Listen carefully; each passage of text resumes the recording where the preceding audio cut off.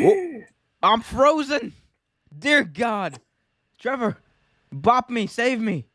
Do something. Oh, I'm back. Welcome back to the show.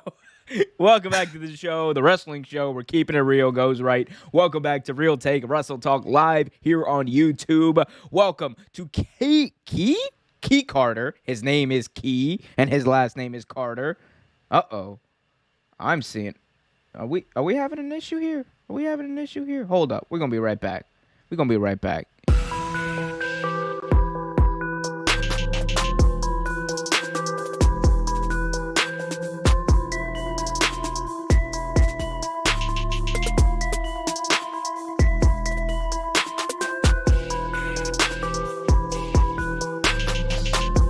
I think we good now. Welcome back to the show. We're keeping it real, goes right. Welcome back to the wrestling show, I should say. We're keeping it real. Sometimes goes wrong, like it just did.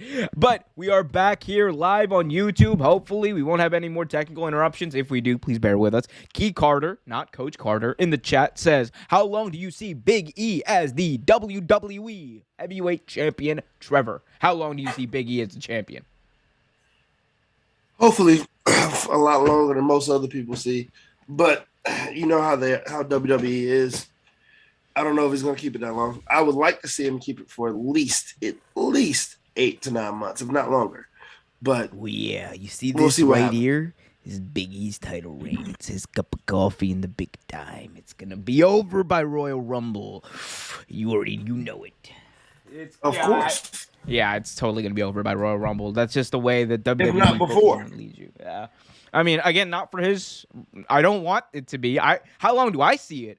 I see this being like a year-long title reign. I want it to be at least a year-long title reign. But this is. But look, we are working with the WWE. You know what? With all the talk lately about politics and working together to come to a consensus, you know what? I'm coming to a consensus finally with WWE. If they can keep Big E as champion until Mania, I'm fine. Do whatever. I just want to see Big E get a win as champion at Mania. Exactly. That would be very helpful for everyone, and especially the company. Yep. Speaking of being helpful, Trevor, I totally jumped the gun on the introduction. How you doing, man? I'm good. How are you? How's it going? I mean, obviously my mind's elsewhere, but we are here. We got a lot to talk about today. We're going to be talking about The Rock. 25 years of Dewey The Rock Johnson. Die, Rocky, die. We're also going to be talking about Roman Reigns and Kevin Owens and many other WWE superstars. Also get into a little bit of AEW news. A new AEW special will be announced hopefully soon. We'll talk about that. CM Punk, a potential heel turn, and Nani. An update about ticket sales for the UBS Arena show for both Raw and Dynamite. Also be talking a lot of independent news as Ring of Honor is temporarily shutting down. I know I talked about it in the stream earlier this week. Trevor, you obviously are not happy about that. We'll talk about Ring of Honor. Bray Wyatt, his non-compete is up. We'll also talk about one of the hottest free agents in pro wrestling, arguably the hottest free agent in pro wrestling today, with a massive injury in Danhausen. He has a broken Bonehausen. So we'll talk about that. But guys, if you have not already, please do me and Trevor a huge favor. Hit that like button, subscribe to the channel if you haven't already, and hit that notification bell so you get notified whenever one of our daily videos is released. If you're listening on Apple Podcasts or Spotify, follow us and also leave us a 5-star review. Also, for those in the chat and the live chat right now, please ask away your questions. We'll answer them throughout the night. We're here, and we are ready to go through this whole list of wonderful topics that I have compiled. Trevor, are you ready? I'm ready. No. Trevor, are you ready? Ready. For the thousands in attendance and the millions watching around the world. Let's not try to fuck it up. Let's get ready to like it. Anyway, let's get into it right now. Big Dewey Johnson, Dwayne The Rock Johnson, Trevor. Oh, how old am I? It's one of those days. You gotta bear. Y'all gonna have to bear with me. It's one of those days.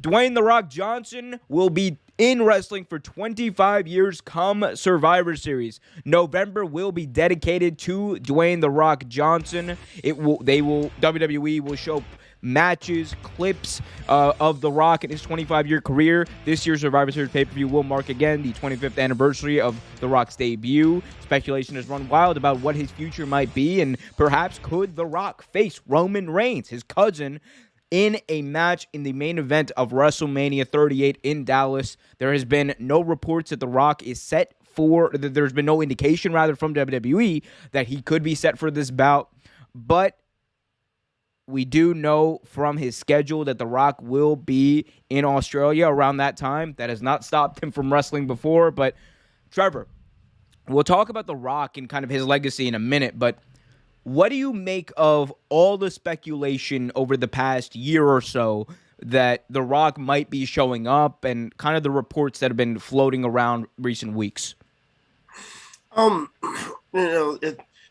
If I know anything about The Rock, and I think I know a little bit, never expect anything. Like, at this point, it is a damn good chance, regardless of where he is in the world, that he could show up at WrestleMania 38. It's The Rock.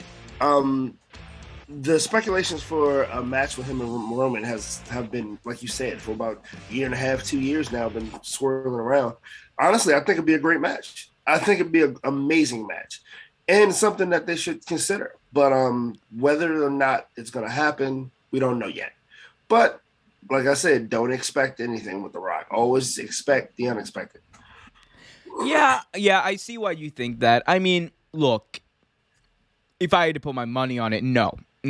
And the factors are for multiple reasons. Like, you have the fact that he's going to be in Australia, apparently, when this happens. You also have the issue of, kind of the build-up, just the storyline. And I understand WWE is not known for, telling linear and then continuous storylines. But you also have that thing taken to it. Brock Lesnar seems to be the guy, at least this year, for Roman Reigns in that slot at Mania. Yeah. You also have to take into account the fact that, look, if The Rock is going to return to WrestleMania, wouldn't it make more sense for him to return to WrestleMania 39, which is going to take place in Los Angeles, Trevor, which hopefully by then you and I will be going there. But, I mean, there's a lot to see. That's the thing. It's just so much indicates that he won't be here. I think the 25th anniversary of The Rock is just kind of like at Survivor Series. It's just going to kind of be like one of those deals. Maybe we'll get a tease. Maybe we'll get a tease with him and Roman, and then they'll circle back to that after Mania or something and, do the whole year-long buildup of Roman Reigns versus The Rock and then whatever. But I don't see it happening this year.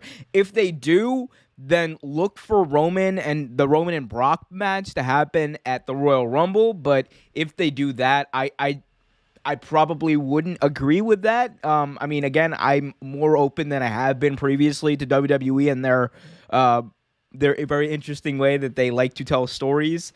But I see Roman Reigns and Brock Lesnar as the feud leading into Mania. I think that's the way you go. That's the way you turn eventually Roman Reigns, hopefully, face. And it makes more sense. So that's what I think. I just don't see him showing up, him being The Rock before WrestleMania, like before the build-up to WrestleMania 39. Right. That makes sense, though. That makes sense. Yeah. How would you do it? If you had to book this, how would you do it? Like Brock versus Roman, or Rock versus Roman, if you could do it anytime you want, how would you book it? If you could do it anytime you want. Anytime you want, starting now. Like you don't have to start it now, but like from here on out, like when would you do it? Like given the circumstances of right now. Like, okay, so Rock does a lot of his like guest spots, sometimes on SmackDown, sometimes on Raw. I would, especially since he's always making movies, he's always, promoting something. I would have him on SmackDown, maybe cutting a promo talking about maybe his 25th anniversary, and just talking about it. And Roman Reigns, you hear Roman's music come out.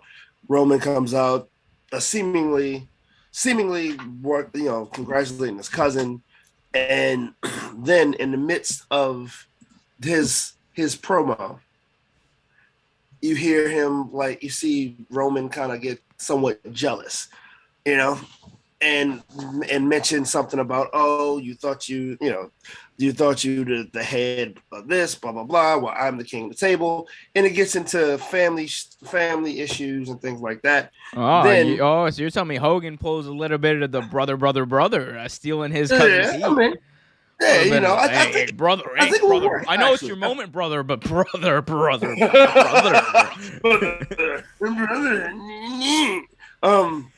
you imagine? Could you imagine?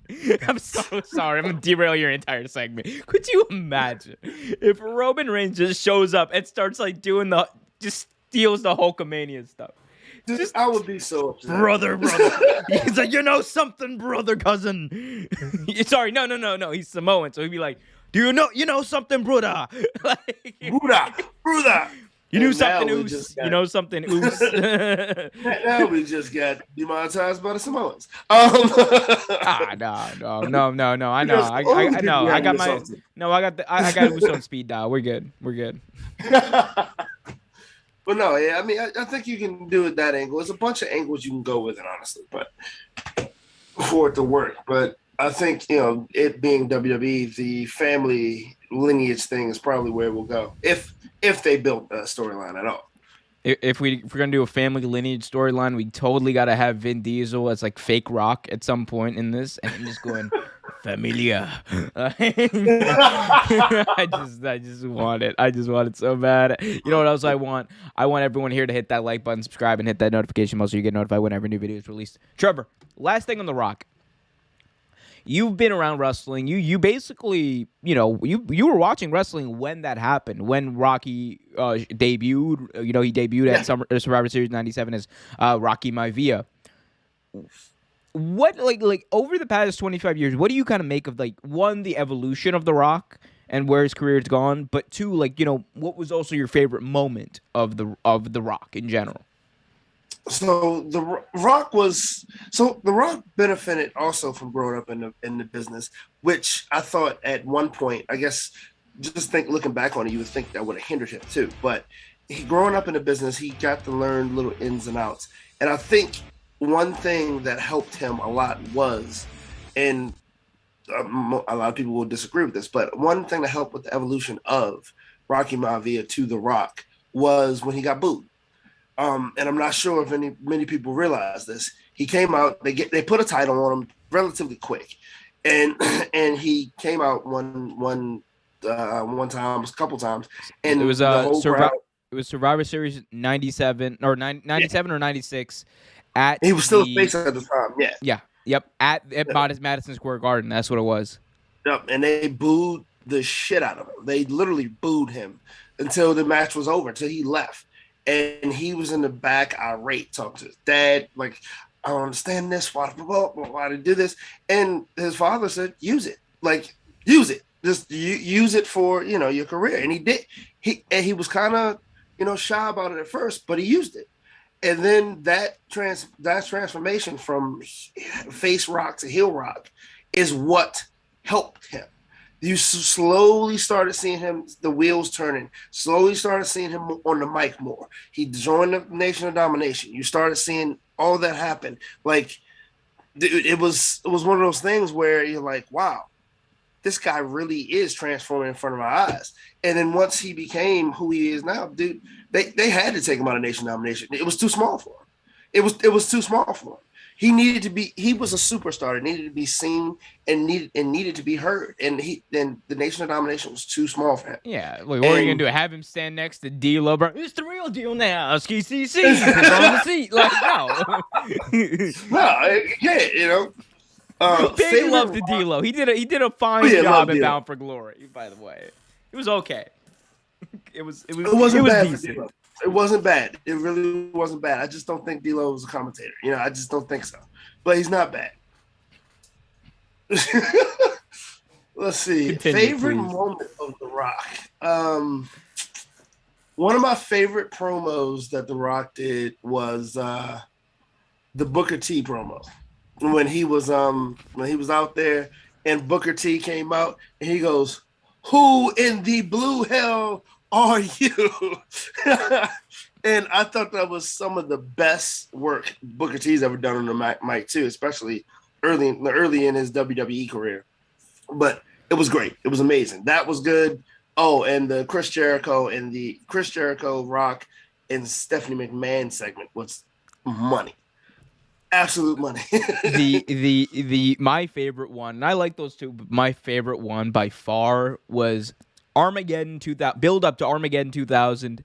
Rock he roasted all the other 5 competitors in that 6-man Hell in a Cell match. The Undertaker, Kurt Angle, Rikishi, Stone Cold, and there was one other. Was it Triple H? It was Triple H. Yeah. It was just like, and he just roasted all of them. And my favorite one is the Rikishi one, because Rikishi's the one you expect to be low key. You know, that's his cousin, and he's also like Rikishi compared to all these guys. Like, come on. Like, we love Rikishi. Yeah. Come on. But Rikishi was the best one because he just goes, and Rikishi, I did it for The Rock. I did it for the people. I did it. And he's like, it was impeccable roasting. It was amazing. I loved it. But yeah, that was amazing. I also thought the stuff he did when he came back with Cena, some of it was really good. That was pretty good. Especially the actual build up to the first match. That was really good. It was really good. I can't see you. Can you see me? I can't see you. Can you see me? You look like Fruity Pebbles. That was amazing. No. Or the one that killed Billy Gunn's career. It was like that was funny. She's like, God, it's Billy. All right, Chuck. No, it's Billy. It doesn't matter what your name is. Your name is. Amazing. Absolutely amazing. Great one. That was a great one too. Yep. Most of the Angle ones were pretty good. Oh yeah, the Angle ones. I drink milk. Oh my God. Yep. Guys, if you haven't already, please hit that like button, subscribe, hit that notification bell so you get notified whenever one of our new videos is released. Are we gonna have to Trevor? It's that time again. Guys, we are having a little bit of technical difficulties. We will be right back. I promise.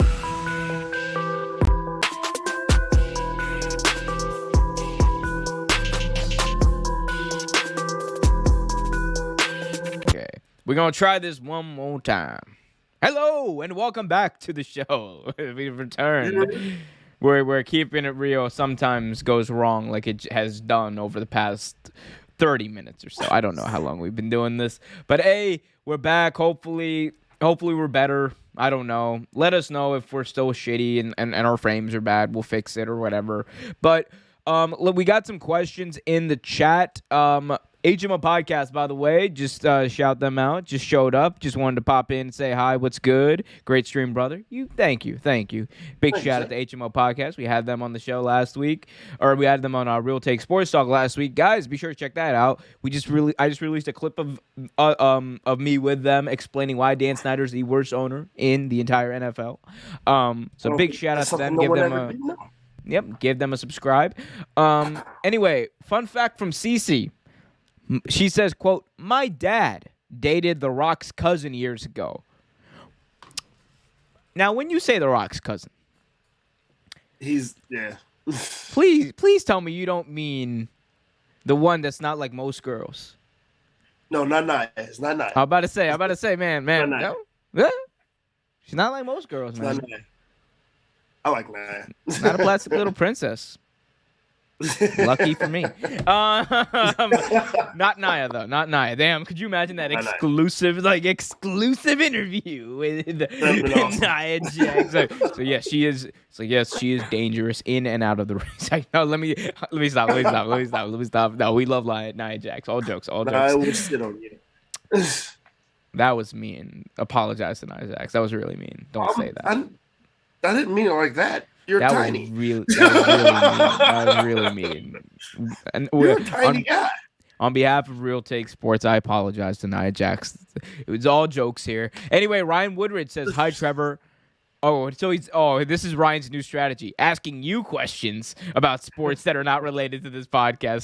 So I won't shoot him down. All right, Trevor, we'll give you one. Hi, Trevor. What NFL team should I pick in Week 9? Should I pick the Steelers or another team? Answer that question, Trevor. If the choices are Steelers and another team, I pick another team. Especially depending on who the Steelers are playing, I would definitely pick another team. If you're sticking in that division, I'd say Browns or Cincinnati is a good pick. Baltimore definitely is a good pick, but Steelers, no, definitely not. Unless they're playing like the Detroit Lions or someone. No. I thought you were about to sandbag my Ravens. I'm about to say the audaciousness of this motherfucker right here in front of me. The audaciousness. Anyway, oh my God, the show is going off the rails so quickly. Anyway, let's go through some more of these chats. Hi, bro. Will WWE bring back The Undertaker for WrestleMania? Trevor, will WWE bring back The Undertaker for another WrestleMania? One more time, baby. Keep on rolling. From what The Undertaker has said, I don't think so. I think his last hurrah was AJ Styles, but you never know with The Undertaker. You have no idea. You never know with The Undertaker, and you never know. You never know, man. WrestleMania 40's got to happen somewhere. Live from Riyadh, Saudi Arabia. Saudi Mania 40.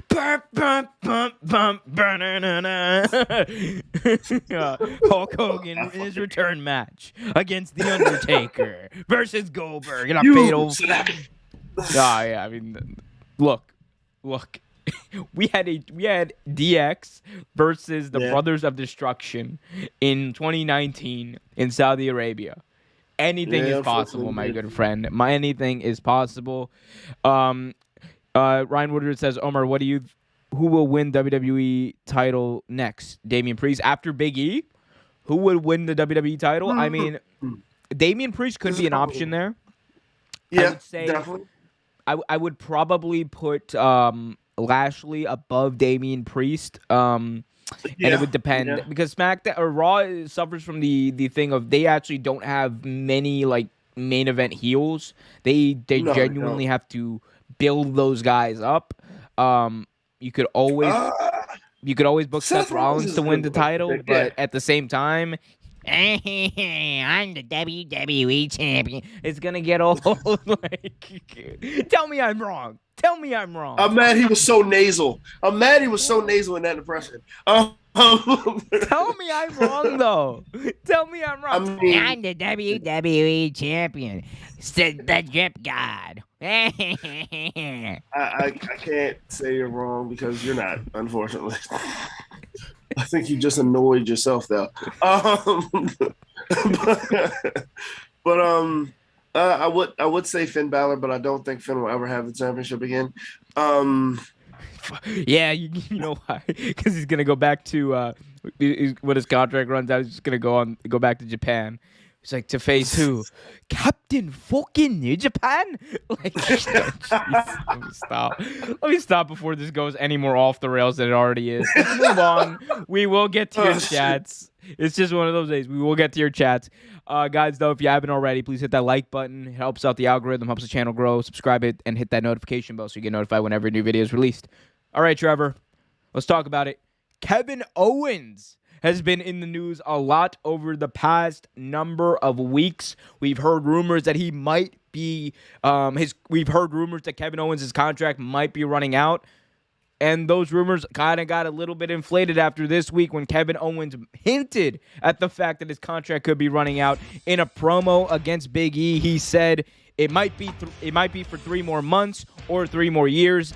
That doesn't matter. What matters is that every single time I'm on Raw, you can believe I will do everything I can to give the WWE Universe something to remember.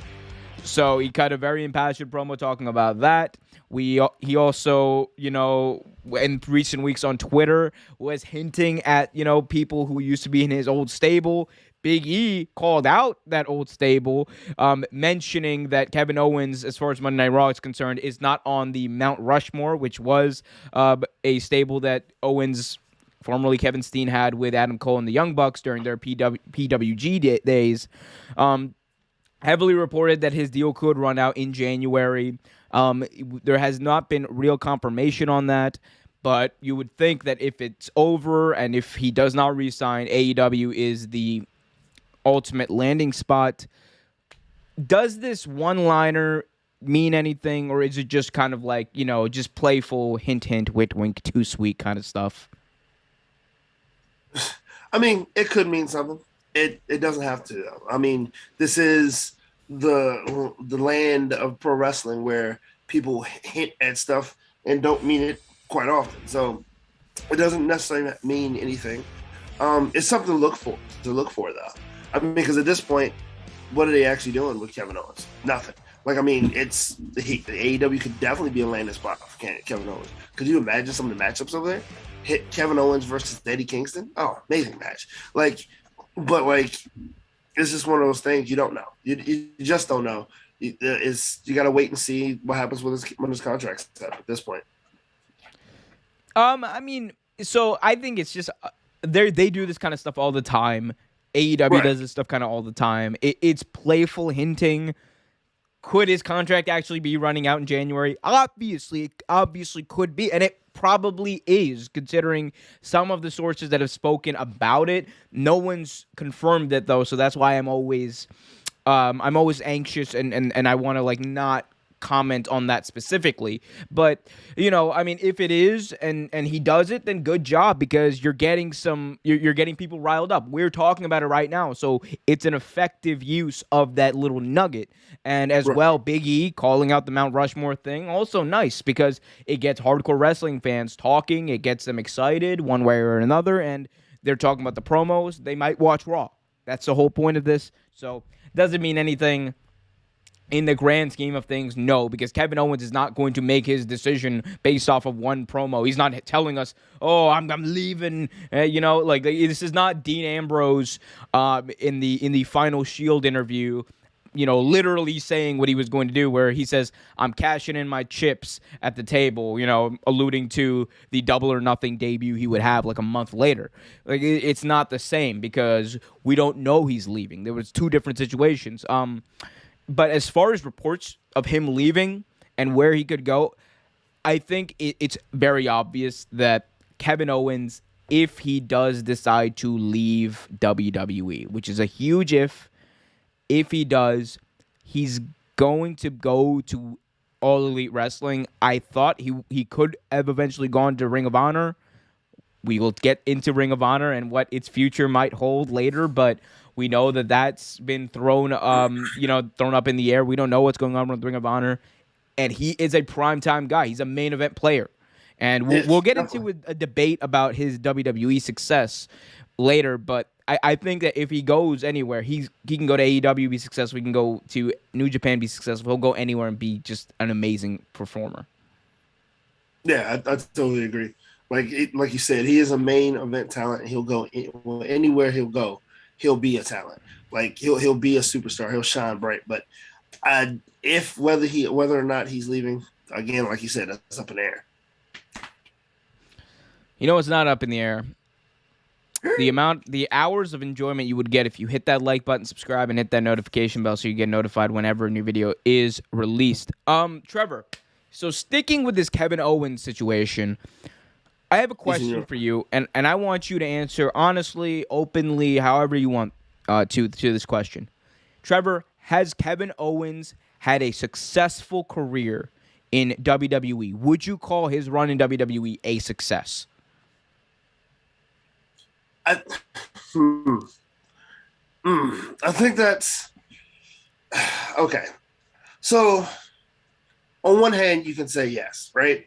Because he did win championships. He did win the NXT championship. He did win the Universal Championship. He beat John Cena on his first time in WWE, from the NXT roster. He's done things. He's done good things. But at that same token, When's the last time he's seen championship gold? When's the last time he was actually in a storyline that made any type of sense? Like when they actually used him to his full potential. So part of me would love to say yes, but I don't think I can fully say yes because of that second little tidbit that I said. Like they don't really use him. They really don't use Kevin Owens. Like honestly, some people forget that he's even on the roster. Like one of my buddies was like, "Isn't Kevin Owens hurt?" I was like, "No, he's not. He's active. They just don't use him." Didn't even know what show he was on. To be honest with you, it's a shame though. It really is a shame because like a talent like Kevin Owens, you shouldn't be able to say his time in any promotion was not a success.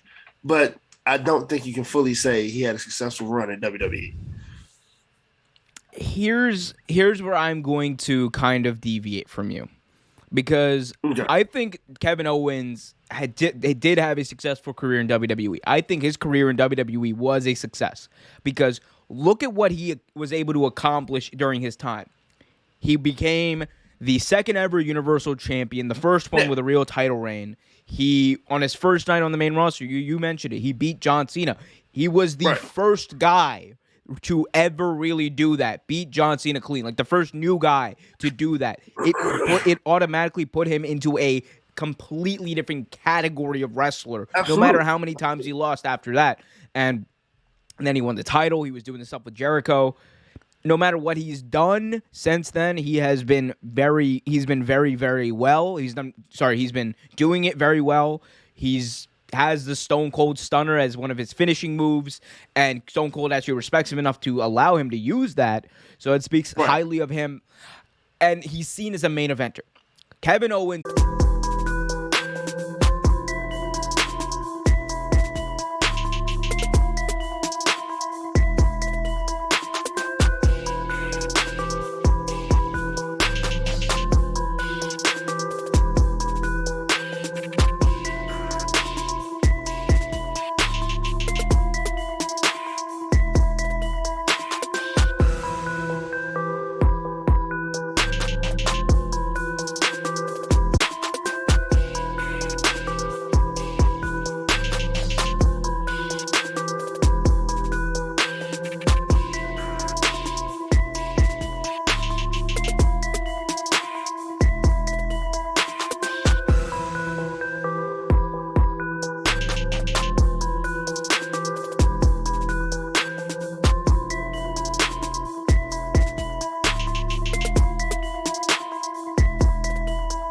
And we're back.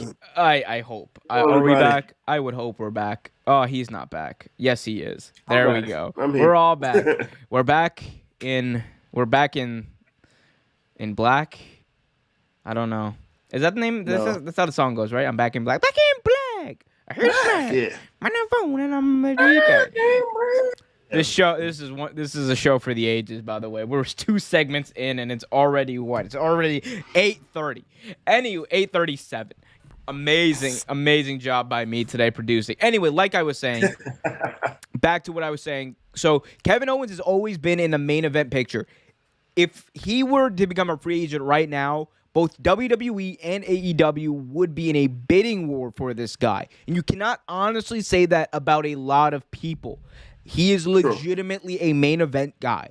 So, and you also have to take into account the thing of when you're, like, you have to kind of also grade WWE on a little bit of a curve because the way they present their product and the way their whole operation works is completely different than, you know, maybe how you and I or people would want it to work, but it's different. That's just the reality of it. And I've kind of come to accept that a little more as time has gone by. But the reality is Kevin Owens in WWE's system as a WWE product has been successful, and I think you merit success as was he able to get to the next level while he was in WWE? 100%. He did get to that next level. He showed his promo ability. He showed his ability to draw, to reign as a world champion, and I just think that's true. Kevin Owens, Kevin Steen, whatever you want to call him, this dude is about to get paid. Either way, If his contract is up in January, whether he stays or goes, he is a person at WWE. You know they're not going to want to lose this guy because he's a plug-and-play kind of guy. We can absolutely have him do a main event off of not appearing on TV for months, like they did last year when him and Roman had that main event at Royal Rumble, and it was a great match. And Kevin Owens probably should have, like, you could see Kevin Owens possibly winning that match. That's how much he's been built up. So I understand the inclination to say it wasn't a success. If the question was, did Kevin Owens reach his full potential in WWE? Absolutely not. That's an easy no. Easy no. Like, he did not. And that's just the honest truth. He did not reach his full potential in WWE, or what he could have even been in WWE. But was he a success? I think given the way WWE works and the system they have, yes, he was a success there. Because you also have to remember, this is a guy that Vince saw when he came in. Oh, it's a fat guy. Yeah, you're right. Yep, it's the same. Right. Like he has the way of judging body types that's different. Yeah, you're absolutely right. I mean, he said the same thing with Big E. I mean, and both these men can work, and both these men are very agile. Like, I mean, Kevin Owens does things I've never seen. I've only seen luchadors do. Like, I mean, and the man, and he's a big guy. So, I mean. But that's why I said I saw him as a partial success. I didn't think his stay was completely successful, no. But he did have some success. Yep. I think so too. So yeah, that kind of tables the WWE or the Kevin Owens kind of aspect of this. We have some questions in the chat, guys. If you haven't already, hit that like button, subscribe, and hit that notification bell so you get notified whenever a new video is released. Also, put your questions, statements in the chat. We'll read them out. Founders Foundry, nice name there, says AEW can't take everyone. I know there's a lot of love for Kevin Owens / Kevin Steen. That goes back for fans. He kept Ring of Honor going through tough times, changing times. No doubt he'll do well if he goes to AEW. And that's a good point. That's a very good point because this is a very good point. AEW cannot take everyone. I understand that. But I think what people kind of maybe don't realize is you can't compare kind of AEW to WWE in the sense of, you know, just given like their TV time comparatively to the roster, because AEW treats their stars differently. And I'm not saying better or worse. I'm saying in this case, if you're an AEW star and, you know, the company doesn't have anything for you, or you might not fit directly into the week-to-week Dynamite storylines, okay, cool. This is going to be your off period. Go wrestle in New Japan. Go wrestle in GCW. Go wrestle in Ring of Honor. Go wrestle in TNA. Right. Go to the indies. Make some money. Do your thing. That's what Moxley's been doing for a while now. That's what Lance Archer's been doing. A lot of people have been doing that. And it's a very nice way to keep things fresh. It's a very nice way to keep people involved. And it's a very nice way to keep storylines evolved outside of AEW and get that AEW exposure along with them. So I think given the way their roster kind of revolves and comes in and comes out, and you know, the way they have that system going right now with the Forbidden Door, had the Forbidden Door not been open, totally different ball game, honestly, then you know, I would say, okay, maybe they need to kind of pick and choose more carefully. But I think with the Forbidden Door, it gives them a lot more flexibility than people really realize. No, absolutely. I totally agree. But with that Forbidden Door, which I said was super smart in the first place, you pretty much, it's like you do have access to other promotions. And it like you can use your promotion to branch out and either recruit new people or use your people to, you know, go to other federations. I mean, other promotions if they don't work out, or the contract goes up, whatever, you know what I mean? But that way, it always is always fresh. It's always the performers are happy, the product is fresh, and the fans are happy. So it makes perfect sense. Yeah, absolutely, absolutely. Trevor, can you take over the chat for a second? You got it, bro. Founders Foundry. If anything, Owens, Steen is about to get money. Oh, absolutely. Oh, absolutely. No matter where he goes, he's getting paid.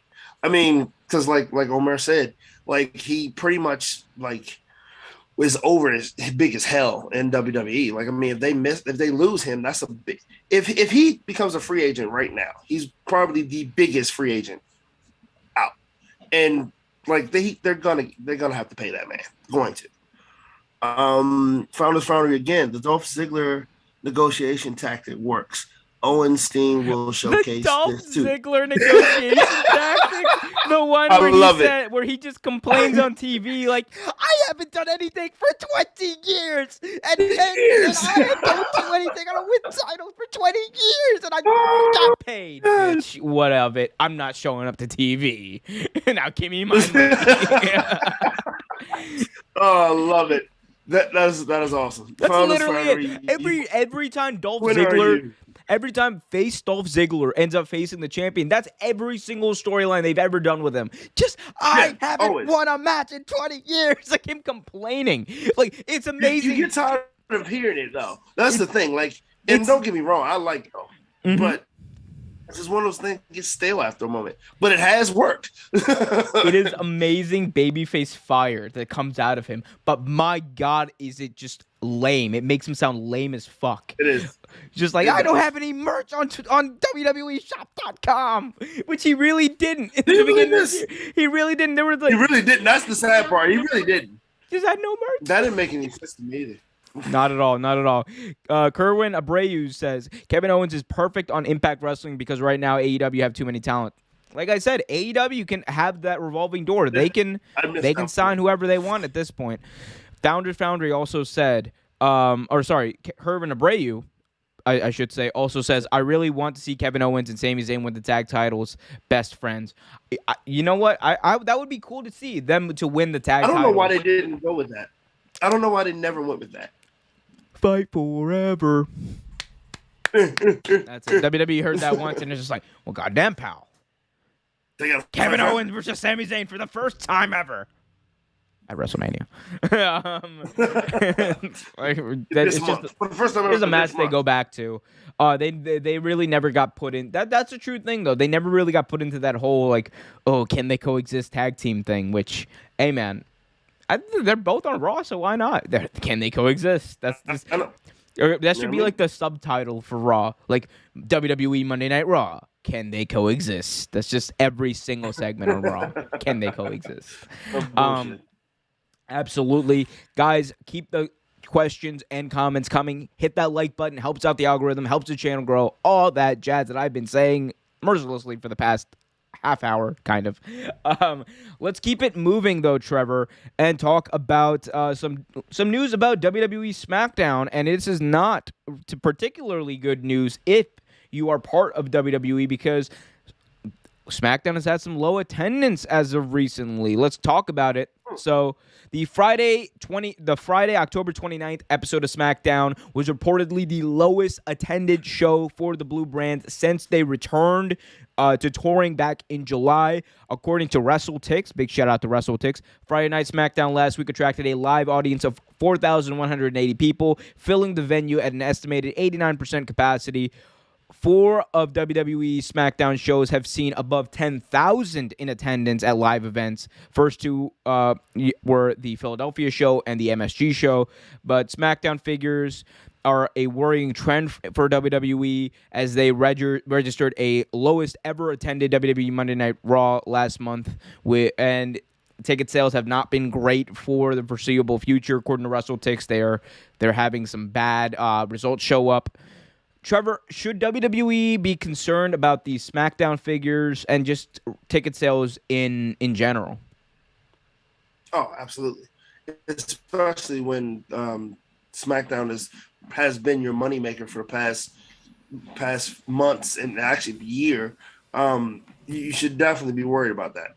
And I mean, I'm at this point, do we know why it's the low ticket sales, or is there been a reason for it? It's just a bit of a trend that we've seen, and I think particularly SmackDown being lower is kind of worrying because of how good it's been. Definitely worrisome. I mean, with the talent and everything, and the storylines that have been there, it's like I said, it's been good for a year. Even through pandemic, they've been lucky enough to be as good as they've been. Like if I'm WWE, I'm worried, completely worried, and you probably need to reevaluate some things and figure out what's going on. Yeah, absolutely. And we'll talk about like how AEW and WWE kind of figure into that comparatively. But if you're just looking at ticket sales in general, you look at this past Monday night when they were in San Francisco on October 11th. Mm-hmm. Trevor, 4,031 fans were in attendance, including comps.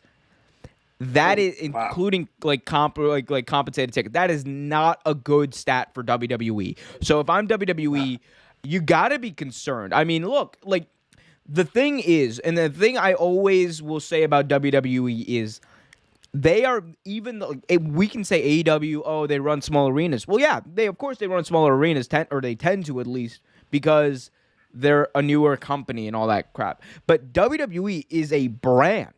Imagine if the NFL started doing like, maybe like 75%, like or like even like on regular like a decent good NFL team started doing like 25% less than what they were doing originally. That's a worrying trend. It would be a worrying trend for that team, for that franchise. It should be a worrying trend for WWE. What is it? I don't know. I don't know personally what exactly it could be. Maybe it's just not like a we need to go there, must-see type of show. Maybe they're not pushing the tickets in the local markets as much as they should. I can't point to one or two things, but you're talking about Raw having 4,000 fans there in an arena that probably should have like near 7,000 to 8,000. You're talking about SmackDown at the Mohegan Casino. Granted, they filled up about 90% of the arena. They should sell out if it's like a 4,000 people arena, and they didn't sell out. It is worrying. It is absolutely worrying to me, this trend that I'm seeing, and they have to figure it out. They are the most well-resourced wrestling company on the planet. There is no excuse for them not to have this other than they're not able to drum up interest in these local markets. Oh, absolutely. And excuse me. It is something that needs to be assessed. Like you said, it needs to be looked into, definitely, because this is definitely worrisome. Like, you are the big ticket. You're WWE. You're a brand. And you've been the face of sports entertainment for years. Like, you need to, if one of your shows, pretty much the biggest money-making show you have, which is SmackDown, is having ticket sales, and all your shows are pretty much seeing lower ticket sales, it's something you need to look into. Definitely. I would be worried. God damn it, pal. We don't need to be worried. We're getting out. We had a full-out sellout in Saudi Arabia. Who else can say AEW's never sold out Saudi Arabia, brother? Brother. And hopefully they never will. Could you imagine Tony Khan just like, yeah, so we're gonna go to Saudi Arabia and we're gonna have so many people. Like, oh my, I love Tony Khan's promos where he's just like, promos are amazing. No, they're hilarious. Like, I love Tony. I love Tony, but my man, like, just sounds like he's trying to make his voice sound deeper than what it is. But he's doing it in like in the weirdest way. Like, instead of going like, oh yeah, like he's doing we're gonna go, and it's like a teenager in puberty. Like, oh, we're gonna have to out wrestling, and then we're gonna have CM Punk. Yeah. Like, I'm just like, okay, yeah, he's excited though. Yeah, good for Tony. Where is he from, Tony? I know he's Chicago. Champlain, okay. like the greater Chicago area ish, near Chicago, like just south. Yeah, that's where he's from. His dad is from good old Pakistan. Big shout out to Shahid Khan, making us proud. Not with the Jacksonville Jaguars. Jaguars making nobody proud these days. They're not making themselves proud. They're not making themselves proud, man. Although Urban Meyer, he's also not making many people proud these days. Damn it. All right. Well, hopefully WWE can get their shit together, and hopefully we can too, as we move into the all-elite aspect of this show. AEW news, Trevor. According to Andrew Zarian of the Madman Wrestling Podcast, AEW will showcase a special program on the January 8th, 2022, which is a Saturday, and the name of the show has not been officially confirmed. However, the title Battle of the Belts is being considered. The event title suggests that every single title in AEW will be available, with AEW planning on crowning a TBS champion in the near future. A new number one contender for the AEW World Championship needs to be established. There's a lot happening. AEW, of course, has that new TV extension and deal that they signed that is going to make TBS home to AEW. Rampage is still going to be on TNT, but part of the agreement is they're going to have these 4 specials on TNT that are going to be like, kind of like the big 4 specials they have, similar to Saturday night's main event, similar to Fyter Fest that they've already had, Winter is Coming, shows like that. So what do you think of the idea of kicking off this show with like kind of like a battle of the belts? I think it's a good idea. I think it shows the smartness, I guess that's not the word I was looking for, but the intelligence of the company and like in the salesmanship. I mean, you're doing something that the fans will potentially like and be interested in watching, because who really does this? No one does this, right? So who really does stuff like this? I mean, yeah, WWE has the Night of Champions or whatever. I'm about to say Night of Champions, like I don't make me the guy who defends WWE today, but like, come on, they had Night of Champions. I mean, they do, but who does it on regular TV? Is the point I'm trying to make. Fair. No one does it on regular TV. I mean, WCW Night of Champions. All right, the final Nitro. Yeah, the best Night of Champions, by the way. True, but that's over. But yeah, like, I mean, this is something that is going to be intriguing. It's going to be fun to watch. People want to check in and and see it. So I think it's a very good idea. I like the idea of them having this kind of like, big 4 like special, like TV special, because it builds up momentum and it kind of like you can build up to a pay-per-view without having it be a pay-per-view, without forcing people to pay $50-$60 for it. It can just be a TV special that's going to give TNT some ratings. It's going to better your relationship with your partner. By the time you're ready to renegotiate, you're going to have a shit ton of leverage if they do well, and we know that they do very well job of building up these TV specials. So I think this is a good move, having it to be based around a title. There's speculation that there might be a title tournament based around this, which is awesome if it is. And I just think, I mean, yeah, it's generally a good idea. Where I'll kind of like draw the line is I hope they don't do like a thing where all belts are on the line. I mean, again, if they do it, yeah, it's gonna be whatever. The matches I'm sure are gonna be good, but I don't think like they're in a position where, is Britt Baker actually going to lose the title, as a heel? Is she gonna lose the title on a special? No. Call me cynical, but no. Is Hangman Adam Page going to lose the title at a special? More likely than the Britt Baker scenario, but I doubt it. Yeah, I doubt it. Unless it's against MJF. If it's against MJF, he's losing.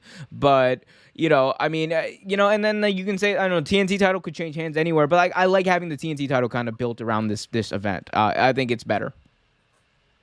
Yeah, I think so too. And, like, to have the titles, the Inner Champions, pretty much on Showcase it's good for business too. What do you think about the name Battle of the Belts, though? He's like, yeah, we're gonna have a name for pay-per-view for an event, and it's gonna be Battle of the Belts. The belts, yeah. No, so it. I mean, it's not the worst name. I mean, it's not Balls of Fire. It's Jeez, balls. But it's not bad. It's not bad. I mean, I've heard worse names, Goodness gracious, great Balls of Fire. We all have. Anyway, let's go to the chat where Bam Quazam Gaming, CM Punk and Daniel Bryan is boring. Okay. CM Punk and Daniel Bryan are wrong for what they said to Eddie Kingston. We can get into that, but boring? None. Boring? No. You're entitled. No. People are entitled to their opinions. No matter how wrong they may be. We'll big love. Bam Kuzam Gaming, though. Big love. Anyway, guys, if you haven't already, hit that like button, subscribe, and hit that notification bell so you get notified whenever a new video is released. So, Trevor, I think it's a good segue to what we're going to talk about anyway, which is CM Punk and Eddie Kingston. So, this past week, Eddie Kingston was defeated in the AEW Championship tournament against Bryan Danielson. After the fact, he confronted CM Punk while he was doing a backstage interview because he was mad. You know, Eddie Kingston, he likes to be mad. But he was mad, and he got into Punk's face. Punk called his behavior unprofessional and blah, blah, blahs. But I think it's an interesting dynamic that they could do between these two. It looks like they might do a match, if not on Dynamite, at Full Gear, which I hope that's the case. They hope they build it up for Full Gear. But what do you kind of think about this potential? And could this be the time where we see that long-awaited CM Punk heel turn? It could be. It definitely could be. I mean, because who's more over than Eddie Kingston right now? You know what I mean? Like, goddamn. Like, and who would think I would be saying this in 2021 that Eddie Kingston is over? But he is. He definitely is. And I mean, CM Punk is too. But like, if anyone could benefit from a heel turn, CM Punk can do it, and he's very damn good at it. I think it'll be interesting. They would definitely be interesting. I think those two are a very combustible element. I think they're great in the ring together. I think it would be magic. The Daniel Bryan Kingston match was amazing. I think this would be a good match for Full Gear. But let the storyline play out, please. Just let it ride, let it play out, and let it develop. I think one of the reasons why people might be saying this, or one of the reasons I'm thinking like the heel turn might be coming, is kind of because of how much Eddie Kingston has kind of been hinting a little bit at, his real life battles with depression, which I don't want to belittle. Right. And by the way, I don't mean to belittle. It's bigger than a storyline, but Eddie Kingston's been very comfortable about incorporating that more so into his storyline. So there's room for that, without being distasteful, I think, of them potentially going that route and having CM Punk just be a bully to Eddie Kingston and, have that be the genesis of a heel turn. But I could see that happening. Either way, to kind of quote Founders Foundry in the chat, CM Punk and Eddie Kingston just need mics. Give them mics. Exactly. Let them go at it. Let them pew, pew, pew, shoot from the hip, do their thing. It is going to be money that you don't need a lot to really sell this match, but definitely they're going to be worth the segments that are going to come. I think that Eddie Kingston has proven over the past year and a half how not even solid, how just amazing he is on the mic. He's very great in the ring as well. CM Punk, no question about his mic skills, although CM Punk's promos lately, yeah, it's been a little lame. I'm here, and I like being here, and I'm gonna jump into the crowd, woohoo! Like it was fun, but come on, it's time to rev it into that next gear. We need to see Pipe Bomb Punk back. We need to see, we really need to see that charisma that we've seen hinted at. We saw the first night he was there, that impassioned promo, but since then it hasn't really shown up. There's no better person to bring that out than Eddie Kingston. Absolutely. Because a few of their matches, if they have more than one, is definitely going to be some type of hardcore match. you gotta assume that at some point. But yeah, I totally agree. Just to see them having a battle of words with the mics would be worth more than an actual match, in my opinion. Yeah, absolutely. I think that's the other thing too. Like, could we see Eddie Kingston potentially, maybe get one over on Punk on TV leading up to it, or maybe at the pay-per-view. Maybe he's the guy who beats CM Punk, and then that's what brings out CM Punk and his evil streak, or there's a lot they could do that would work.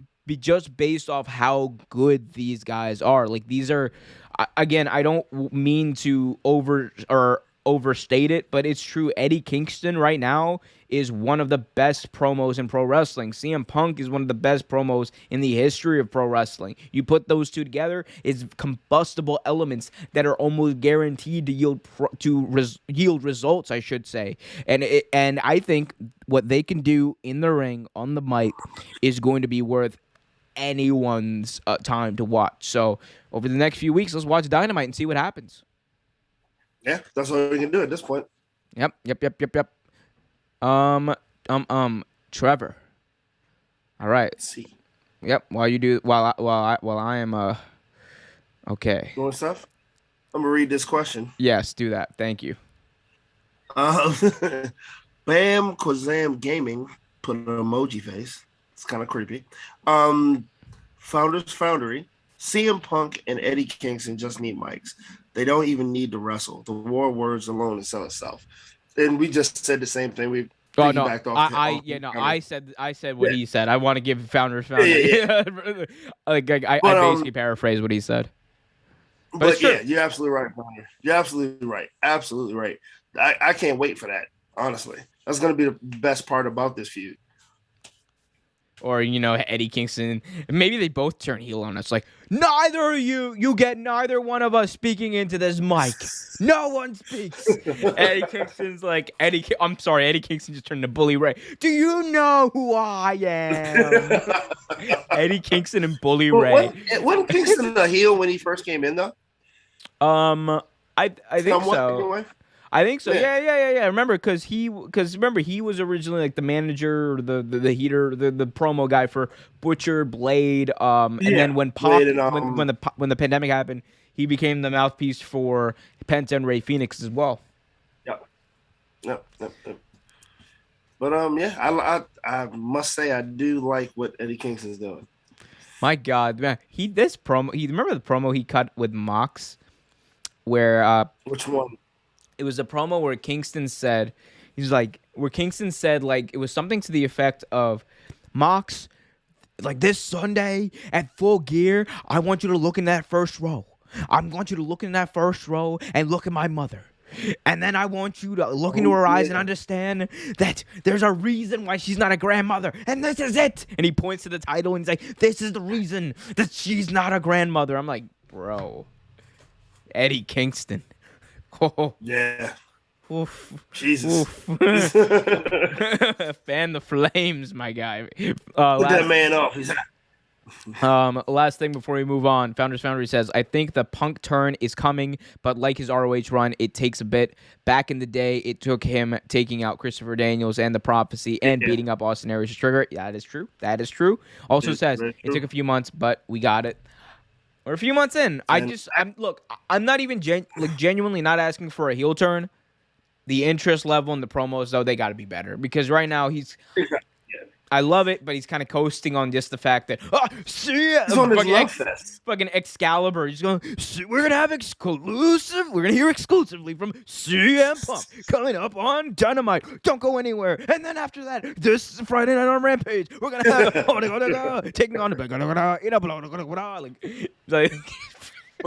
he's still on his love tour. That's what it is. He's on the welcome back scene. My G. All right, the love tour is over. I'm gonna start booing him. All right, Hollywood Punk needs to shut the fuck up. All right, he needs to hit somebody. All right. It's time for that. It's time for that to end, though. It's definitely time for that. Yeah, time for that to end. I'm here. I'm sick of all the mush. I'm a wrestling fan. I want to hate. That's really what wrestling fans want. We hate. I want to hate everyone. Anyway, a lot of people are gonna hate me after I talk about this. We have an update for the Long Island show as far as ticket sales go. We got an update on ticket sales for the Long Island show for both WWE RAW and AEW Dynamite. So here we go. WWE RAW will be running the brand new UBS Arena on November 29th. Trevor, as of right now, they have sold 4,246 tickets out of 7,280 available. That's 58% capacity. And that leaves roughly right over 3,000 tickets available. You go over to AEW, who are running this same arena on December 8th, just a little over a week after. They have sold now almost 8,000 tickets, 7,938 tickets out of 9,867 tickets available. What that means is 80% capacity sold, and they still have a right under 2,000 tickets left to sell. AEW has sold now more tickets and more capacity with more tickets available than Raw has for this event. Trevor, what does this mean? What do we make of this? Man, it's definitely a shock. It's definitely kind of shocking. I don't know. Hopefully it's a wake up call. Because I think what it is AEW is this, like I've used this analogy before, is the shiny new toy. And even though it's been around for a while, but it's still this shiny new toy. And everyone is starting to clamor and want a bigger piece of this product, want to see more of this product. I mean, they have so many talents, like they said in the chat earlier. They have a lot of talent. They have a lot of potential for these talents. Like the storylines on point, promos on point. I mean, yes, there's a lot wrong with AEW as well. Don't get me wrong. Like, I'm just talking about the positive, but there's something that they want to see. Now we go to WWE, who constantly releases their talent with no real explanation. They constantly release other people that work for them. They don't really care about their product. They haven't really made NXT better. They made it better. They made it worse. That's how I feel about it. I might be wrong, and I don't care who doesn't like it. But I don't think the product is better than it was before. They aren't really building anybody new. Like, I haven't even seen Keith Lee on TV in like ever. Like, You're right. Keith Lee has not been on TV in forever. Bearcat Lee, however, has. What was he on? Was he on last week? Because I haven't seen him like. He was on. Yeah, he was on. I think. Yeah, he was definitely on last week. Okay, I know he was on because I saw him like a week or so ago. I didn't see him last night, but yeah, you have talent like that, you should definitely use it. You know what I mean? And that's the thing. Fans are getting tired of it. The WWE doesn't care about them, and I believe this ticket sales is a big like wake up call. Like, look what's happening. I said this a few weeks ago, and I think I'm gonna have to repeat it because it's an important point to make. The fact that Vince McMahon saw what happened at Grand Slam and saw how fast tickets sold for that event, how many tickets sold for that event for AEW, the fact that he saw how tickets have been selling for Chicago, AEW owns the Chicago market, the fact that this new arena in the New York market, in Vince McMahon's territory, in WWE's home territory that he has owned, no one has been able to run that place other than him for the past 50 years. Over 50 years. I'm sorry. For almost a century, no one else has been able to run that territory like Vince. The fact that AEW, after just a few years, are able to, I don't understand how Vince McMahon is not taking it seriously. He has to be behind the scenes. Behind the scenes, I know everything we've heard about Vince, everything we know about Vince indicates to me that he is seeing these these ticket sales. By the way, from Wrestle Ticks, go check them out. But he's seeing these ticket sale numbers, and he is hating it, and he's grinding his teeth, and he's wondering, how am I going to get out of this? How are we going to make ticket sales better? But the fact that we've been talking about this now for almost over a month, and we haven't seen any change in strategy. We haven't seen any change in the way the WWE presents their products. The fact that we haven't seen a difference in the way of WWE marketing local markets, and the fact that they have not sold.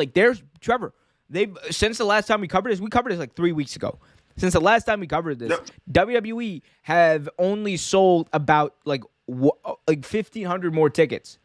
Appalling. That's appalling. AEW opened up over 1,500 new seats since the last time we talked. This is bad because it'd be one thing if it was fucking like Charlotte or Chicago or wherever, Jacksonville. But this is WWE Deep Capital Wrestling territory. This should not be happening. And the fact that it is happening, again, fans can say that, oh, you're a mark for AEW. Oh, my God, you're on his payroll. God damn it, I wish I was on Tony Khan's payroll. I wouldn't be living in this house. I can tell you that right now. But my God, like, it's absolutely, like, they need to take it seriously. Vince, I don't understand how Vince is looking at this and not just upset. Like this is his entire legacy. When you think about Vince McMahon, when you think about WWE, WWF, and the legacy of, you think about New York, you think about Madison Square Garden, you think about all that. The fact that WWE were only able to sell like just over 10,000 tickets at Madison Square Garden, and AEW ran a different arena and sold 20, it's a huge problem. Madison Square Garden can hold 20,000 people. It's worrisome, man. It is worrisome, and I'm telling you, if Vince McMahon is not taking this seriously, again, I don't know. Every indication, in my opinion, says he is, but he just doesn't know how to deal with it. But if he's not taking this seriously, then we're seeing a Vince McMahon that I don't think WWE needs right now, if we're being honest. Like they need someone who's going to look at this whole situation and be like, damn it, we need to change. We need to change, because they really do. Right. They do. I mean, they need that hungry Vince during that during the Monday Night Wars. Oh, give me that beef. They need that Vince right now. They're just coasting by. It's not a good sign at all. Not at all. Yep. All right. Well, we'll get to some more independent news. We have some more independent news to talk about. But before we do, let's make sure you hit that like button, subscribe, hit that notification bell, leave a 5-star review on Spotify, Apple Podcasts, wherever. Founders Foundry says that poor Keith Lee, he is on a milk crate with so many other WWE on the WWE roster. Lots of, quote, missing people. Yes, he is in the milk carton.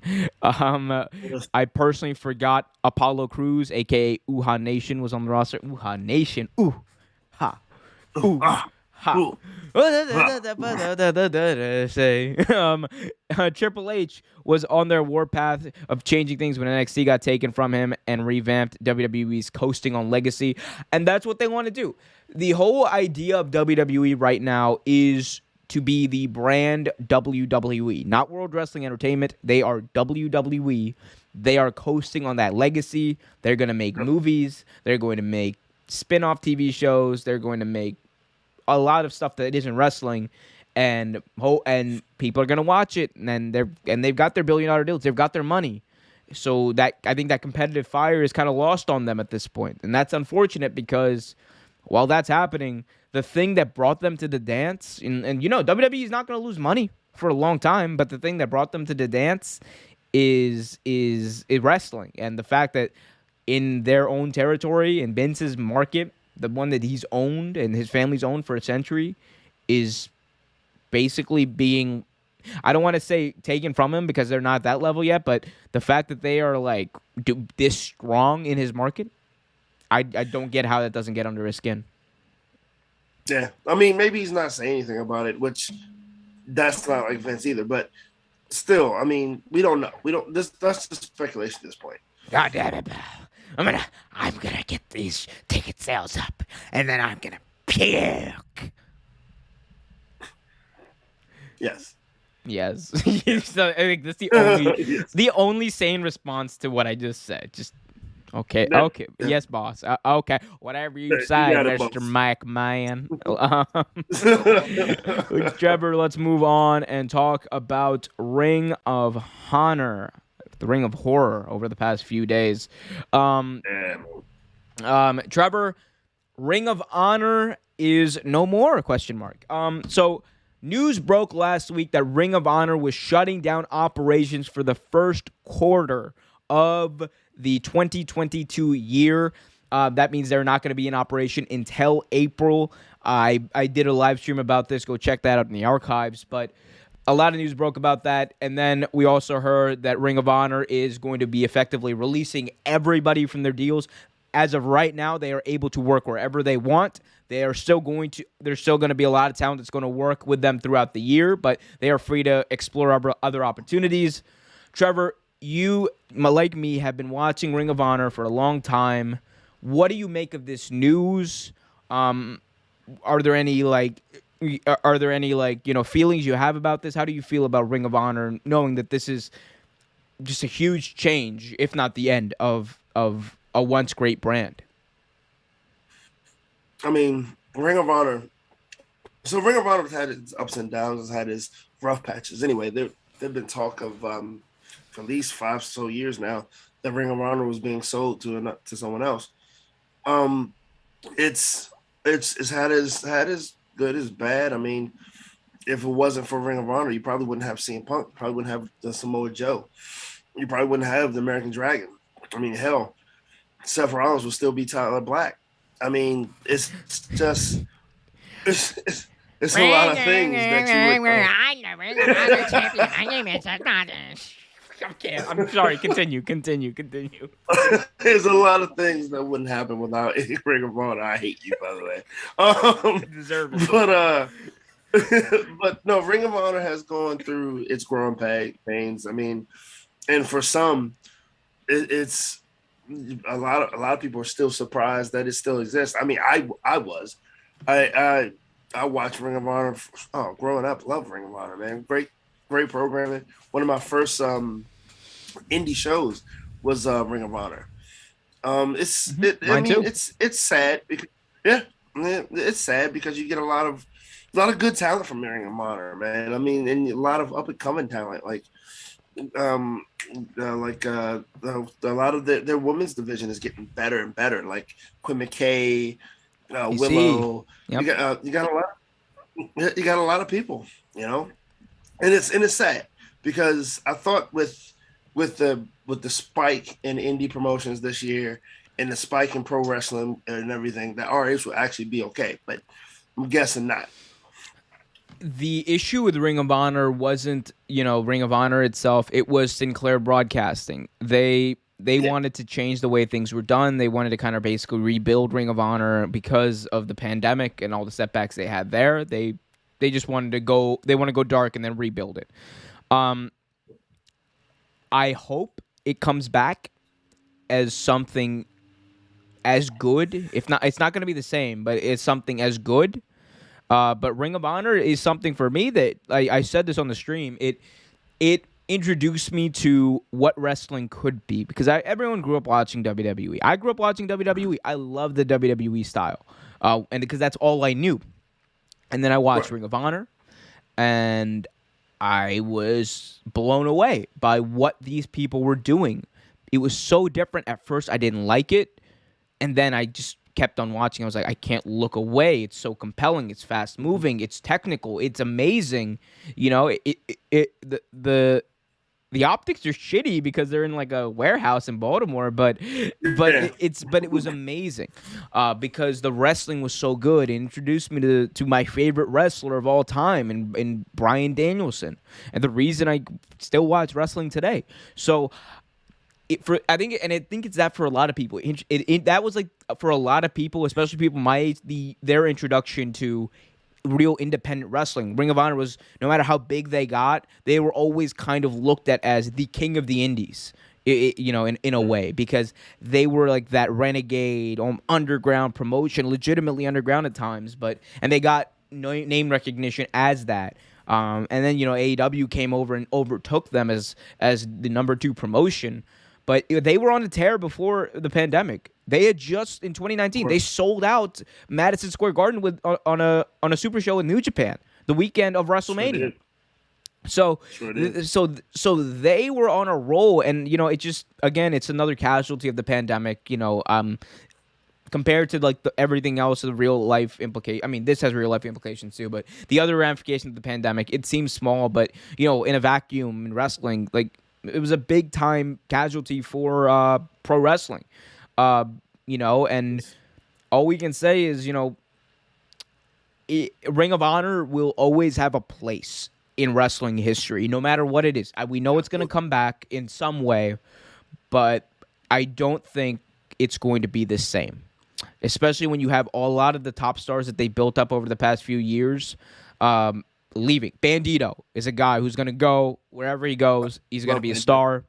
You have you have Roxy, who's the 19 years old. She is the she's 19 or 20 years old. She is the Ring of Honor Women's World Champion. She's going to go. I think if he goes to WWE, absolutely, she's going to be a superstar there. I would like to see her go to. I'd like to see. This is piggybacking off some of what paraphrasing pretty much what Foundry said. I would like. I honestly share his sentiment. I would love to see a lot of that women's talent go to AEW. What they can muster, what they can take anyway, because they're getting kind of stacked. But I'd like to see a few of them over there. Willow is someone I could see going to AEW, but there's certain people that I think would be better off in WWE. I think Quinn McKay would be featured better and in a better light in WWE. I think that's just true. I mean, this is no. It's just true because of how I think how constrained AEW is and the way that they've tended to book their women's division. I think that's just true. Mm-hmm. Bandito is going to go somewhere be a star. At the moment, I agree with you.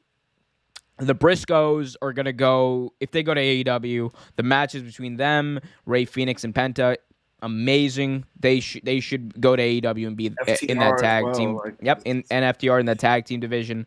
There's a lot of other people. So I think there's going to be, we're going to find out. In the next few months, we're going to find out.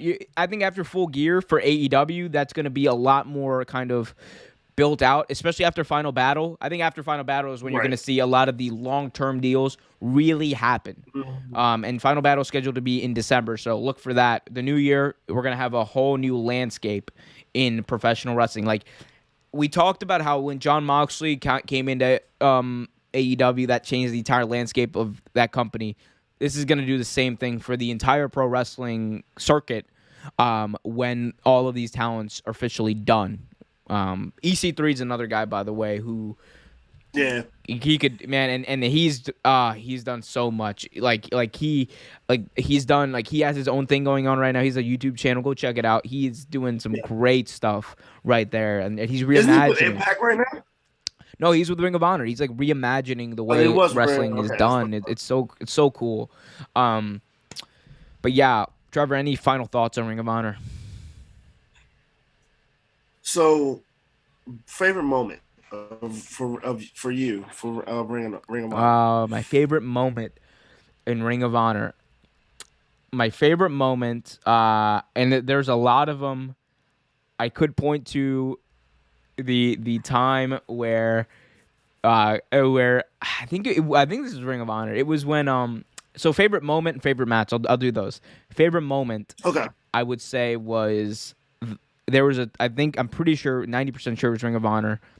It was a triple threat match between Bryan Danielson, Kenny Omega, and one other guy who I forgot who it was. Might have actually been Tyler Black, actually.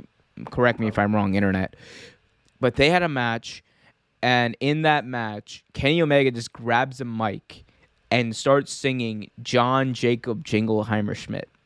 I remember this. And he starts singing John Jacob Jingleheimer Schmidt, and then Bryan Danielson starts singing it back with him, and they start dancing in the middle of like this triple threat match. They start dancing in the middle of the ring, and I'm like that was like the entertainment aspect of Ring of Honor that I liked, and I'm pretty sure again this is Ring of Honor, but that was a great moment. My favorite match was Final Battle. I believe it was 2011. Final Battle 2011. It was Steen versus El Generico in a ladder match. Okay. That was my favorite. That's my favorite match. There's a lot of great matches in Ring of Honor. That is my favorite match. The scene of the Hammerstein Ballroom when Steen hits a power bomb to Generico through the table, like the tables that set up, or the ladders rather that are set up. Insane reaction. The visual was amazing. And it was like one of those things where I was like, this is great wrestling. And that was around like the time where I really started watching Ring of Honor regularly, like paying attention to it week by week and looking wherever they were syndicated onto my TV guide and stuff like that. So yeah, that was my favorite match. What about you? My favorite moment was the formation of one of my favorite factions, Age of the Fall. That was one of my favorite moments. I have a huge Age of the Fall t-shirt. I still actually have my I said t-shirt. I still have an Age of the Fall t-shirt. One of my favorite factions possible. Favorite match was probably when one of my favorite wrestlers, Nigel McGuinness, won the title for the first time. Love Nigel. Oh, and his commentary work for NXT was amazing too. But love Nigel McGuinness, great performer. Oh man, yeah, you love Nigel McGuinness. His career got derailed because of neck injuries, right? Yeah. It's a shame, but he could actually, if his neck wasn't hurt, while he was commentating, he could have still. He was of age. He was in good shape. Yeah, big shout out to Nigel McGuinness, by the way, man. Nigel McGuinness, what a guy! Like he's overdoing great stuff with NXT UK right now. Yeah, he is. Amazing guy to meet too. Nice guy, very nice guy. If you've ever met Nigel McGuinness, you know how much of a guy he is. Yeah, man. By the way, dream Nigel McGuinness match. I would love to see him and Desmond Wolfe one day go at it. That would be an amazing match to have. Yes. Him and Walter would have been a good one too. No, but Desmond Wolfe versus Nigel McGuinness. The match we deserve. but we'll never get. Because they're the same motherfucking person. Yes. I was waiting to see if you got that. I got it when you said it. You jerk. Ring of Honor. Dude, TNA. I'm like, dude, TNA. He should have been Nigel McGuinness. Desmond Wolfe. I'm like, oh, Desmond Wolfe. Jesus TNA, Christ. You're not big enough to be copywriting names. Like, I'm sorry, you're not it. Like, remember they tried like, oh, jeez. Anyway, let's go to the chat. We have some eulogization. We have some people remembering Ring of Honor. Diehard Bengals fan, aka my boy Cincy, says rip Danhausen to AEW. Well, we'll talk about that and why that might not be happening, Hausen. At least anytime soon. Foundry says, so sad. So many shows went way back. Some of a few podcast hosts. All this happening right before the holidays in the middle of a pandemic. It's the tragic way the world works sometimes, but at least, and it's sad for a lot of the younger guys there and girls there too, like the people who haven't been showcased too much, who they were probably developing, because the big people like Bandito is going to be fine, the Briscoes are going to be fine, Roxy is going to be fine, Quinn McKay, like Danhausen especially is going to be fine. We'll talk about him, but as far as finding a job, but a lot of people there, who knows what'll happen to them. Diehard Bengals fan says, Ring of Honor introduced me to wrestling. It introduced a lot of people to wrestling. Foundry says, WWF, WCW, ECW, ... WWE, Ring of Honor, TNA, ... WWE, AEW, GCW, changing time. So, yeah, that's through the eras. Absolutely, man. That is crazy. Impact, TNA's still there, man. The brand that will never die. TNA. No, they won't. They won't die. They're always TNA to me, damn it. Continuing on. Hope AEW signed like 5 or 6 women, Ring of Honor women. I think they need to sign a few and get that roster bulked up. Let's go. Foundry also says, my first show was Glory by Honor 6 in the Philly Guard Armory. Great card too. Bryan Danielson versus Austin Aries in the last of 3. Yes, I remember that one. Yeah, man. Like those are fuck Ring of Honor. Fuck Sinclair man. Broadcasting, man. I mean, we love Sinclair. Yeah. I mean, come on. It hurts. It hurts. Anyway, let's move on. Sorry, let's keep it going. Foundry says, I feel bad for Roxy, Ring of Honor Women's Champ. She just got there and just got the belt. Yep. I hope, and I have a feeling she's going to be fine, though. I think she's got to be. I think she's going to be all right. Bandito is tremendous. AEW wanted him before they launched the promotion. Full circle. Could be. Could be. Again, if they signed Bandito, dude, you signed Bandito. You signed the best people who are available. Why the fuck not? Exactly. WWE does it all the time. Founders Foundry also says, I am feeling so bad for EC3. That man reinvented himself after WWE failed him again. Yep, he did. He is a legend in TNA for what he did there. I don't know, but I don't know now. He's got his own thing going on, and I like what he did. He just did something with the former Braun Strowman. So keep an eye on his YouTube channel, though. He's doing some good stuff there. Founders Foundry also says, ROH frees up talent, but there's no telling what ROH will look like, what ROH is now in this world. That tape library is god tier, but niche, harder with so many things. Like, that's the other thing we didn't talk about. I don't know if you know this, Trevor. They're selling the tape library. Ring of Honor, Sinclair Broadcasting is selling the Ring of Honor tape library. WWE's buying crazy. That. You got it. Oh, you know they are. You know they are. They'd be stupid not to. I know AEW. A lot of people are like, well, AEW is starting up their tape library soon. I'm like, no, WWE is. They have to outbid them. They are going to outbid them for that. And if they don't, there's I would say 5% chance this happens. Like, I don't think WWE is that inept. If there's a 5% chance that happens, that WWE does not buy the tape library and AEW gets that tape library for AEW Plus, I'm gonna start questioning a lot more WWE a lot more than I have been, because that is a red flag, my G. You gotta get this tape library if you're WWE. You have to. You have to. Anyway, here we go. Founders Foundry also says, someone argued that MSG show and All Out was the beginning, or All In was the beginning of AEW and the end of Ring of Honor. Your thoughts? Here's the thing. I think All In was definitely the beginning. That was definitely the genesis of AEW. It's part of their lore and their history. But I think the MSG show was like more so like the MSG show was like it's weird because you're right. The MSG show was supposed to be the ascent of Ring of Honor, but it ended up, happening right around the time AEW launched, and AEW was like god tier. But I think had the pandemic not happened, Ring of Honor would have been in a fine place. Like I think they would have been in a fine place. They would have been fine, but it just didn't work out that way. Here we go. Diehard Bengals fan says the John Jacob Jingleheimer Schmidt thing was PGW or PWG. Okay, cool. Yep. Okay, not my favorite moment then, but still a great moment. Finders Foundry says Nigel was tremendous as ROH champion. I remember him going to all those shows as champ. His defense against Tyler Black back in the day was a masterpiece. Favorite match. One of my favorite matches. Diehard Bengals fan is on the Omar Qureshi train. Tyler Black versus Seth Rollins. Hell yeah. Give me Bryan Danielson versus Daniel Bryan. Give me give me all of it. Give me all of that. Give me Samoa Joey versus Samoa Joe. Give me Finn Balor versus Prince Devitt. Give me El Generico versus Sami Zayn. Wait, no. There's only one El Generico, so no. Anyway. That's true. Yep. First Lucha Underground, now ROH. Yeah. And finally, sadly, the tape library is only 2012 and past.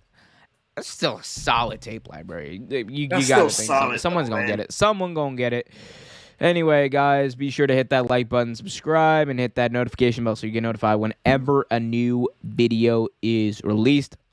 Final official topic for today, before we leave Hausen.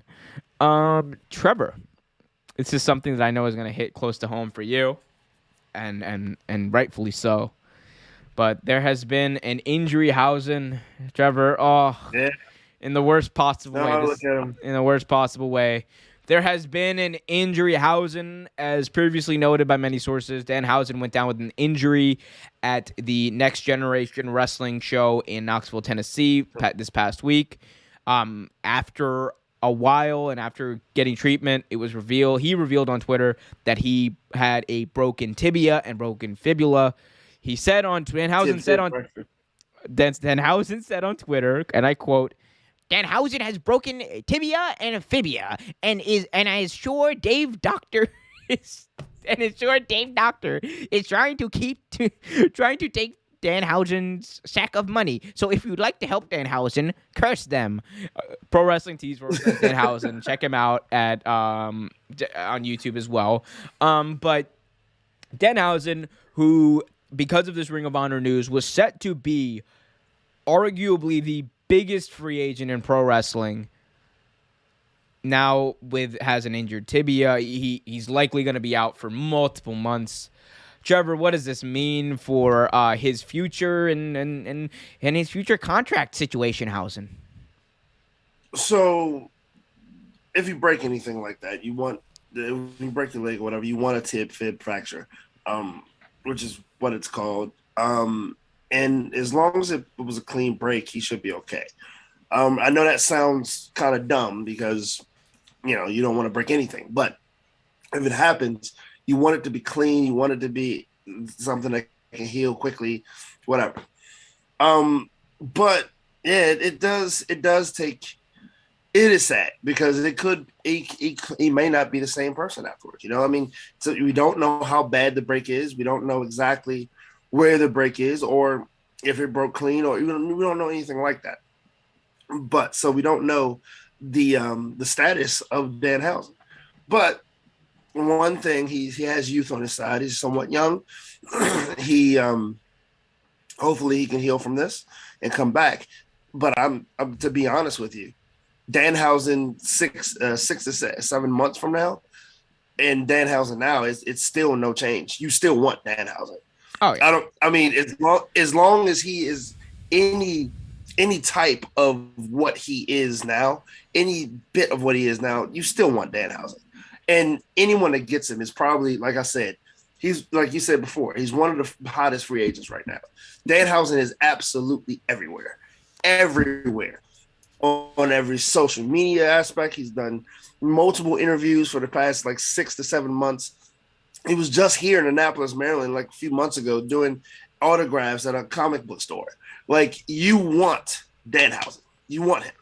So, well wishes, my man. Get well soon, and hope to see you on AEW or Impact Wrestling for that matter.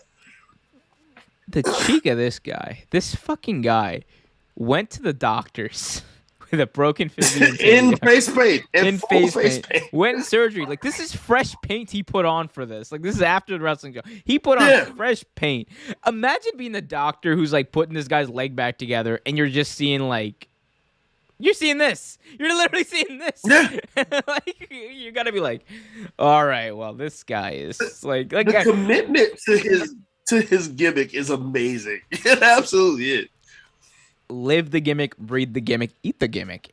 We eat the gimmick, Hausen. He is impeccable. Danhausen is gonna be. He's still gonna be great. He just can't go to WWE, please. I just know he will not work in WWE. Please, anywhere else, go to the new and improved Ring of Honor. Just don't go to WWE, please. I don't think he would change because I know they would change. I don't think he would change. No, I don't think he's gonna be Von Hausen. And he's gonna be Von Wagner's long lost brother. And they're gonna be a tag team. The Von Breakers. Don't do it. Don't do it. Please don't do it. Oh god, I just gave Vince a great idea. Anyway. Guys, if you have I don't think he would, but honestly. Guys, if you have any last minute questions, last few questions, we're about to wrap up soon, so leave your last few questions, statements, whatever in the chat. Trevor, one more thing I'm going to ask you before we go out, and it'll give everyone here in the chat time to hit that like button, subscribe, and hit that notification bell so they get notified whenever new video is released, and leave their final comments and questions in the chat. But Bray Wyatt's non-compete. Bray Wyatt's non-compete is up officially. He hinted on Twitter that, people are going to hear his side of the story fairly soon, and a lot was made out of that. So what do you think? What do you think about, Bray Wyatt? Wyndham Rotunda is his new name. The Cult of Wyndham is something that he's talked about now on his Twitter, and he's kind of branded on his Twitter. What do you think? Where do you think he'll end up? What do you think he'll end up doing? Well, we talked about this before, and unfortunately, one of the places we mentioned was ROH. As of now, I think he, along with a lot of other wrestlers that have been released and using Twitter as a pretty much is a platform. He's smart as hell, marketing himself the way he has been, like hinting at different things and things like that. I think you could see him on AEW at some point. I think that might be the last biggest pickup at this point right now. Even though you have been seeing your boy from was it 210 Live, the show that's dead now with WWE. What's his name? It's been a wrestler that's been in 205 Live and Tony Nese. Tony Nese. There we go. Yeah, fuck 205. Anyway,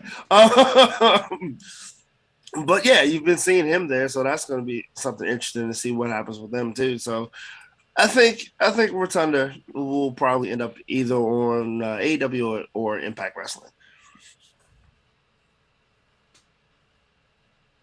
I wish I didn't see you. I really did. I really do.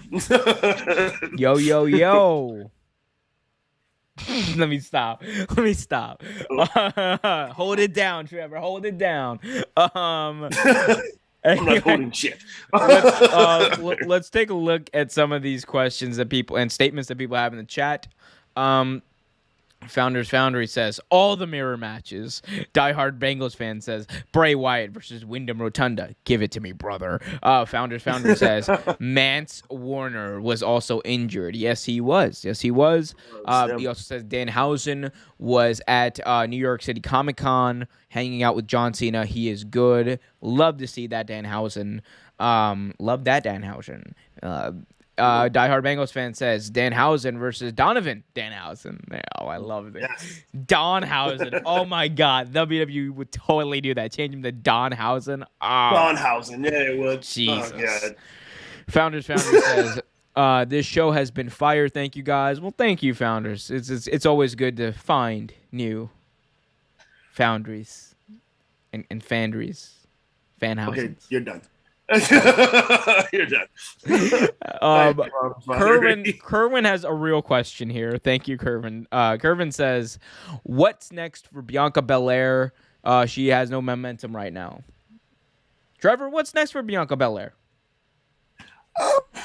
That's a good question. I mean, you could pair her with someone and put her in a tag team. Yeah, I hope they don't, though. The ultimate death of her main event push. We're going to put her in a tag team, brother. And Hulk Hogan. We're going to put her in a tag team with Eva Marie. Oh, my God. That sounds too real. Oh, that sounds too real. That sounds like something that could happen. Jesus. God, you just scared me. I tend to speak things into reality on this show. So let's. You do. If I do, I will. If this actually happens, I'm going to stop the podcast. I'm never going to speak a word on this podcast ever again. But no, I mean, unfortunately, her push is slowed down, and I mean, you might not see her on TV for a little while either. I don't know. Yeah, I don't know either. Dire Bengals fan says Kevin Owens versus Kevin Steen. Fight Owens, fight, or kill Steen, kill. Who wins that one? Yeah, who wins that one, yeah? Who knows? Trevor, any parting thoughts, final words, anything else? What do you like in pro wrestling right now? What's your favorite thing in pro wrestling right now? Something you like? I was actually just thinking about this not too long ago. I like the work that Eddie Kingston's doing. Honestly, I really do. I think what Eddie Kingston's doing is amazing. It's remarkable. His last match with Daniel Bryan was great. They tore the house down. Yeah, it was great. It was awesome. I'm really liking what they're doing with him right now. For those who don't know, Eddie Kingston needs to be in a tag team with Bully Ray. The Bully Kings. Please, make it happen. Do you know who I am? And then Eddie Kingston, we all know who you are. These nuts. Eddie Kingston. Gold. King Eddie, we love to see it. We can't wait to see what he does, and I can't wait to see you guys all hit that like button so everyone out there in the wonderful world of YouTube can take a look at this amazing show that I know a lot of you love, that I love to do, that Trevor loves to do. Final word in the chat. Diehard Bengals fan says, tag team with Dewdrop. Yup. Sorry. Second last word. Founders Foundry, Bully Kings, all in New York, all the time. Make it happen. We have more. Lelouch v. Britannia. Jesus Christ. Impact cut like 5 people as well. The wrestling world is on fire. AEW and WWE are going to get in everyone. Find out what happens next week on Real Take Wrestle Talk.